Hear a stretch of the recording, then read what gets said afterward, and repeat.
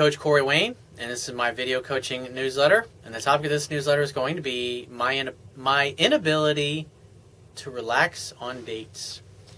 Got an email here from a guy who's obviously having a hard time relaxing on dates. So what does that tell me? It tells me he has not been out on a lot of dates with a lot of different women, because repetition is the mother of skill. And once you go out with enough different women and you take enough women through the process of seduction, you realize no matter who you're with, as long as the girl perceives you as at least a 5 or better, you've got a really good chance at raising her interest in you to the point where she opens up to receive you and you can seduce her. But if you're getting really nervous on dates, it's just because you haven't been out on enough dates with enough women that you really like. Like I say all the time, repetition is the mother of skill. The idea is that you do things over and over again, you will get better. And this email, he says, "Hi Corey, I've recently started watching your videos and I wanted to get your take on my situation. I've been in a strictly physical relationship with this girl for a few months now. I recently took a step and asked her on a date." I mean, what is a date? A date is a fun-filled romantic opportunity for sex tap, and that's all it is. But most guys, when they look at dating, they look at it too much in the way that you see on TV or in the movies. It's all about relationship. What are we? What are the labels? Where is this going? As opposed to doing what I teach in my book, which is just to fucking go out on a date, whether you're meeting her for a drink or you're going to dinner or you're playing pool or you're bowling, whatever the fuck it happens to be, you just go out and you have fun together. And when you're having fun together and she's touching you and she's acting a little frisky, you make a move and you go for the kiss. And when you start making out, that leads to heavy petting. And heavy petting leads to, hey, why don't we grab a bottle of wine and go back to my place? One thing leads to another, and that's what ultimately leads to sex. It's a very simple process. But guys overcomplicate it because they start thinking about dating, relationship, what their kids are going to look like, and all this stuff is just not important. At the end of the day, love is playful and fun. It's not serious. You just want to go out and have fun with a chick. And when you start thinking about relationships and labels and where is this going, and it creeps women out. Because what's happening is you're all focused on what's going to happen in the future. If you're going to become boyfriend, girlfriend, when do you spring that on her and all this kind of shit. And it totally gets you out of the moment. And that's part of the problem here is like that's why you can't relax on dates is because you're all worried about that shit. I mean, girls go out on a first date and they're thinking, I just want to go out and see what happens. Whereas, like, in your case, you're all worried about where it's going to go, when is the appropriate time to bring up relationship, when's the appropriate time to talk about girlfriend, boyfriend, and it's like that ruins it all because what it does, it causes a woman to feel like being around you or dating you, seeing you, hooking up with you is going to cause her to lose her freedom, and you must love the other person in such a way that they feel free. And so when you start focusing on all these things, right away the woman becomes scared and she thinks, oh my God, he wants a relationship, I'm not ready for that yet, because women fall in love slowly over time. And all it does is cause her to withdraw and start giving you excuses and being busy because you're changing the energy as opposed to just hanging out, hooking up, and having a good time together. It's like you're all worried about locking her down and getting some kind of commitment so you can feel better about yourself because you've seen it 1,000 times in 1,000 different television shows over the last several decades of your life.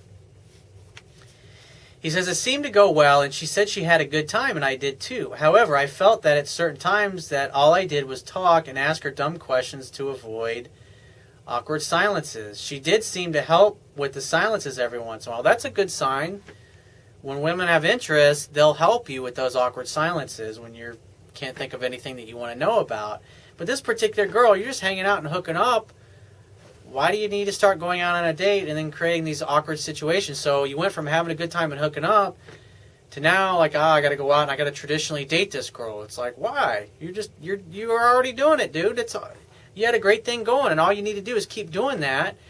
And after a couple of months, as long as everything was drama-free, she's going to eventually fall in love with you and want you to become her boyfriend. And you don't even have to bring any of that shit up. When the woman feels it, she'll bring it up. And until she does, just focus on creating an opportunity for sex tap. You totally had it going, dude, and you fumbled the football. He says, I asked her out on a second date and am even more nervous for this one than the first. I'm just looking for advice as far as texting her until the next date, as well as tips on how to better handle myself in the conversation. Well, first off, stop texting her. The phone is for setting appointments. It's not for chit-chatting. Because what you're going to do, because you think you need to talk to this girl and to keep her interested, and you don't. What will keep her interested is being mysterious, setting definite dates that are 2, 3, 4 days out in the future, and she doesn't hear from you, and then she's going to start to wonder about you when you're away. But when you guys talk every day like you're doing, that's why when you go out, you got nothing to talk about, because you fucking talk to her every single day. So it's boring, and that's why these awkward silences are happening. So you said you read my book, so actually, I'm sorry, he didn't say so I would encourage you to read my book, and because there's a lot of little mistakes that you're making here, and dude, you're gonna fucking blow it with this girl if you keep focusing on relationship type of stuff, and you're constantly talking to her on the phone. You're gonna talk her right out of sleeping with you when you had everything going great.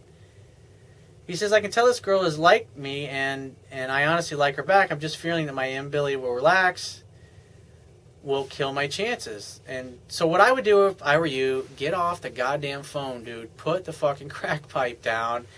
Only make dates with the phone. And when she reaches out and says, oh, I just want to talk and see how you were, say, oh, it's great to hear from you, sweetheart. But I'm really jammed up right now. But I'm really looking forward to seeing you tomorrow night or Tuesday night or Wednesday or Sunday or Saturday or Friday, whatever the fuck it happens to be, that you got a date set up. And then just say, I'll be able to give you my undivided attention, and I really look forward to seeing those pretty eyes of yours again. And you just say something like that and get off the phone.